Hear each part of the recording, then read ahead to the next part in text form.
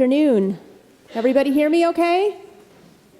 Excellent. Welcome, everybody. Thank you so much for coming on this beautiful Sunday afternoon. My name is Erin Kingsley. I'm a professor of English here at King, and I also serve on the board of the King Institute for Faith and Culture. It's one of my favorite things here at King, so I'm so glad that you're here to take part in this wonderful program that Bill has been working so hard to bring us all. So I want to especially welcome new guests. If you've never been to any King Institute for Faith and Cultural events, a very special welcome to you. In the back, as you exit on the left, you'll see that we have some bookmarks. So grab a bookmark. There's a code here where you can download the guide. Some of the dates have changed due to COVID-related rescheduling, but you can always go to the website. Keep this in your book and by your bedside table so that you are always reminded to come to the panoply of events that we always have going on here at the Institute. We have a big week ahead for the Institute. Tomorrow, Bill performs again here at 9:15 in the chapel, so if you've not had enough today, please come again tomorrow. I'll see you all there. This Thursday at 7 p.m., we have an evening of poetry and song with Malcolm Geet, who is a poet, singer, and priest with the Church of England, who recently retired as chaplain of Girton College in Cambridge. That event is going to be at Emmanuel Episcopal Church here in Bristol at 7 p.m. this Thursday. And then on Friday at 9:15, Malcolm again will be here in the chapel. Next Sunday, so in 1 week, Sunday at 4 p.m., there will be a discussion of Frederick Buechner's book, The Sacred Journey, for its 40th anniversary. That will be led by Jeff Monroe, who is an old friend of the King Institute, whose recent book, Reading Buechner, introduces Buechner's work in an accessible and personal account. And then Monday on 9:15 a.m., at 9:15 a.m., Jeff will be here in the chapel speaking. And then that night at 7 p.m., Jeff will be across town at Central Presbyterian Church. Plus that evening, so I'm speaking about Monday evening, 1 week from today, we will be launching the local writer Crystal Hurd's new book entitled The Leadership of C.S. Lewis. And Martin Dodderwyk, who is the director of King Institute, he will do an interview with her at 6:30 before Jeff's talk, and she will also sign copies after. So that's a lot. If you have any questions, please let me know, and or you can send us an email. There are many ways to contact us. So that brings me to today's event. I have the tremendous honor of introducing my friend and colleague, Bill Linderman. Bill is a graduate of Erskine College, Virginia Tech, and the University of Memphis. He is a professor of mathematics here at King, and he also serves as an associate dean for the College of Arts and Sciences and is the chair for the Department of Mathematics and Physics. He has been a member of the King faculty since 1999. He spent a sabbatical year as a visiting associate professor of mathematics at Cornell University, where he was able to study music composition and piano performance. An avid traveler, he has participated in King trips to India and Kenya and National Science Foundation courses in Mexico and Peru and Cambodia. He and his wife Elizabeth, who happens to be one of the best human beings on the planet, they live here in Bristol with their two sons, Henry and Ben. Please give Bill a very warm round of applause and welcome him to the stage. Thank you.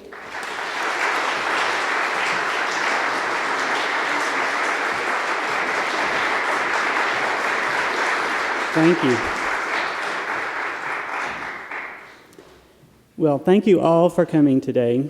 This program represents compositions that I have worked on over the course of about 35 years, from a waltz that I wrote when I was a senior at Erskine College to a song called A Fire Truck that I only finished notating about a month ago.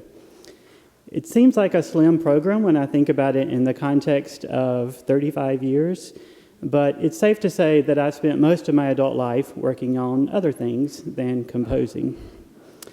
With that in mind, and knowing that I am not a professional musician, I want to thank Dr. Dodderwyk and the King Institute for Faith and Culture for allowing me to be part of this series for this year.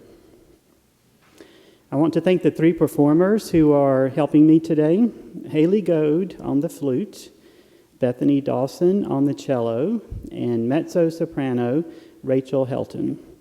They have all been wonderful to work with, learning this new music, and I feel very fortunate to have found such good musicians to help me. So thank you, Hayley, Bethany, and Rachel. I hope you've had an opportunity to look at the handout of the 3 poems by Richard Wilbur. You didn't know you were going to have a reading assignment today. I want to talk about the poems a little later in the program. I wanted to provide a handout so that you could read the poems before we perform the 3 songs. I wasn't sure about copyright restrictions on doing this, so I checked with Carrie Lynn Paulson at the King Library, and she was a wonderful resource, and she researched it and found out what I needed to include to get permission to print the poems. So thank you, Carrie Lynn, not only for your expertise, but for being so gracious about the way you worked with me. So thank you, Carrie Lynn. I also want to thank Ivy Ritchie and Drew Snap for helping with some of the logistics to get ready for today. And I want to thank King student Philip Adams for turning pages for me. I hope you will all stay for the reception after the program. That's where I would like to greet you. I would love it if you could come to the reception after the program, which will be in the King Library, and that's the building right next door to the left if you walk out the front doors of the chapel. I don't have a collective name for the first 3 piano pieces, but I would like to play them as a set, just like I would like to play the last 2 piano pieces as a set. So thank you all for coming, and I hope that you will enjoy the program.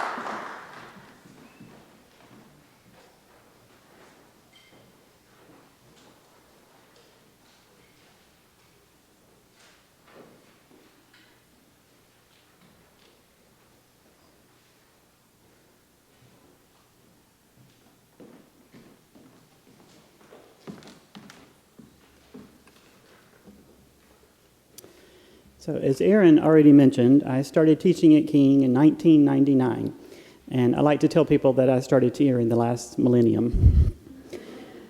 I think it was my second year at King that I started taking piano lessons with Betty Kuhnert, who was a longtime faculty member at King.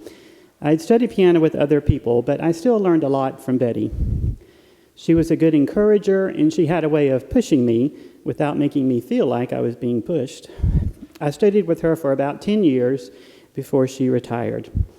I gave several piano recitals during that time, and as I look back on it, I can't believe how much she was able to get me to do, but I'm glad that she did. Betty died a few years after she retired, but I'm glad that I was at King at a time when I was able to get to know her and work with her. I have very fond memories of those years, and I just wanted to share that with you as a way of honoring Betty.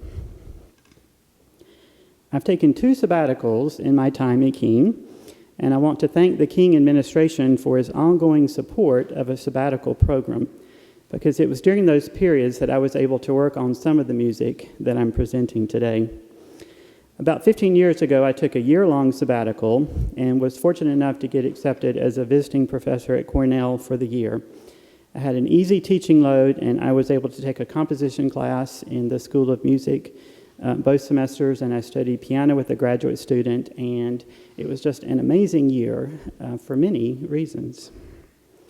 In the composition class in the spring, we looked at some 20th century compositional techniques. We talked about how a piece of music needs to have some uniformity to it so that it holds together and makes sense, but it also needs to have some variety to give it interest, and it's the job of the composer to try to strike a balance between these 2 extremes. Before the 20th century, most pieces of music were written in either a major key or a minor key, and that already gave it an inherent sense of uniformity. But in the 20th century, when composers started looking at atonal music, they needed another technique to sort of provide some uniformity. And one idea that we looked at was the idea of sets in music. So to form a set, you start with any note on the piano, and represent it with the number 0. The next note, a half step above, would be a 1, and the half step above that would be 2, and so on. So we looked at the set 0, 1, 4, or 0, 3, 4, which have the same intervals or the same distances. It's basically a major third and a minor third. So the notes in the set can appear in any order, and they can be in any octave. And I want to try to demonstrate this at the piano.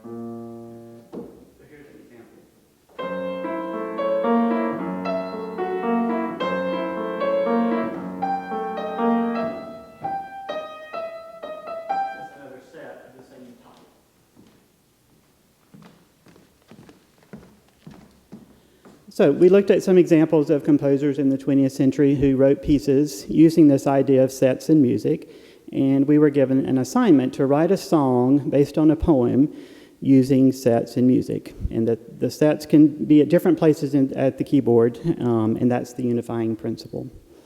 So when I had a chance to get to a piano, I wrote the opening measures that I just now played for you. And I thought it had a certain atmosphere to it that I liked, but I didn't have a poem in mind.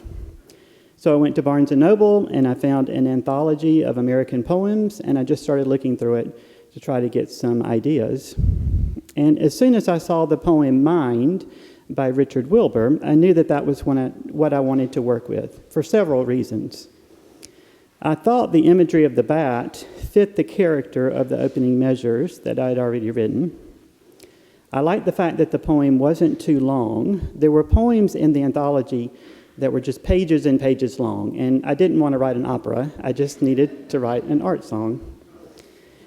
I like the fact that the poem rhymed, and not that I think all poems should rhyme, but the poet is trying to say something within the confines of that structure, that limitation, which is similar to the assignment that I had been given. And I also just like the poem. I think it's an interesting poem. So what do I think the poem is about? The mind at play is like flying around in the dark, haplessly, no hard knocks. But the mind at work, when you're trying to understand a new concept, or wrestling with an idea, or struggling with a hard math problem, you are going to falter, and you do need to explore. And you may make some errors. You may bump against the cave. But after you've processed that new idea, which takes some work, it shapes you, it changes you, it corrects the cave. So this is my interpretation of the poem. I like the use of the word graceful in the last line. There are certainly lots of words in the poem that describe motion, but situated with the word error, I think it could also be interpreted as full of grace. And as Christians, we know that we are afforded grace with our errors. As I thought more about this word, I went back to the beginning of that sentence, which starts with the word, do you see it? Save. Save and a graceful error. Save and grace. Saved by grace? Did the poet embed this Christian idea in the poem? I think the poet might say it's up to the reader to decide. Well, at the time, the only poem by Richard Wilbur that I was familiar with was Boy at the Window. And I remember reading it in a freshman English class at Erskine. And I don't remember anything that was said about an analysis of the poem. But I do remember one of my classmates asking the professor what the word bitumen meant. Bitumen, bitumen. Rachel Helton and I have looked this up, and we've seen more than one pronunciation. But my professor at Erskine at the time just told us that it means like coal. So this is a snowman with two eyes made out of coal. I'm going to assume two eyes so that I can make my Frosty the Snowman reference. I think there are biblical themes in this poem as well. And I don't just mean the reference to Adam being cast out of paradise. I think the poet is addressing questions about what does it mean that the Bible says that we are created in the image of God? And why do we resist communion with God? And do we share some of the same emotions, like empathy or love? And what about fear? What are we to make of the last line of the poem? Well, I think the poet is raising some interesting questions, and it made me wonder if Richard Wilbur was a Christian.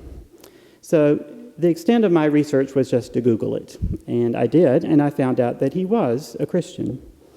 I found an interview with Richard Wilbur that someone conducted at a conference on Christianity and literature, where he said, "The desire to see the so-called spiritual in the ordinary is especially sanctioned by Christian thought and feeling." Although he was an acclaimed poet of the 20th century, I found out that he was sometimes criticized for his optimism. One critic remarked, "Richard Wilbur has all the qualities of a great poet except vulgarity."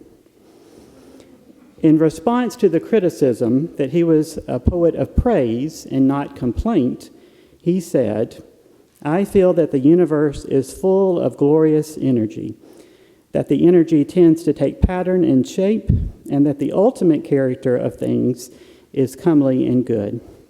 I am perfectly aware that I say this in the teeth of all sorts of contrary evidence, and that I must be basing it partly on temperament and partly on faith, but that's my attitude."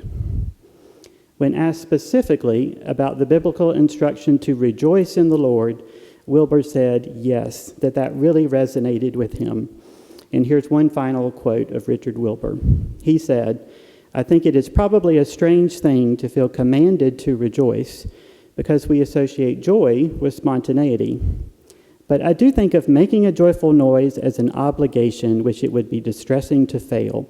I think that one thing poetry needs to be, whatever it is talking about, one thing it needs to be is celebratory."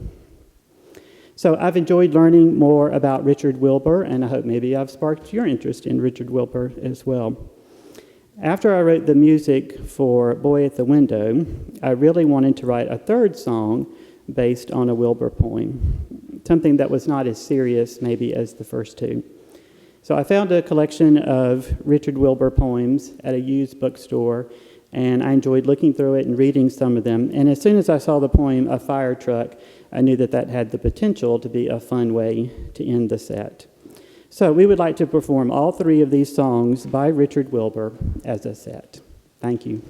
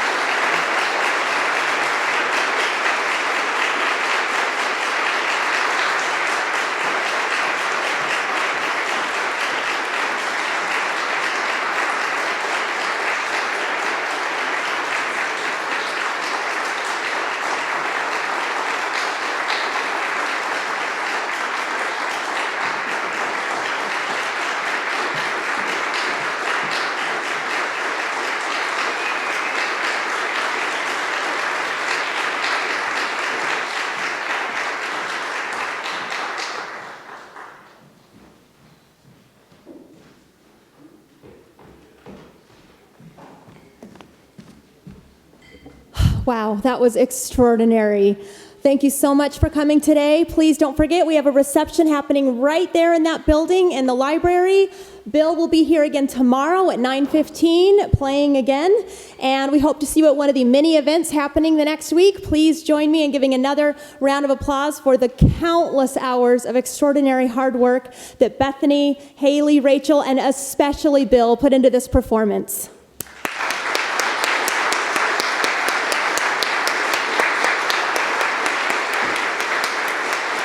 Thank you.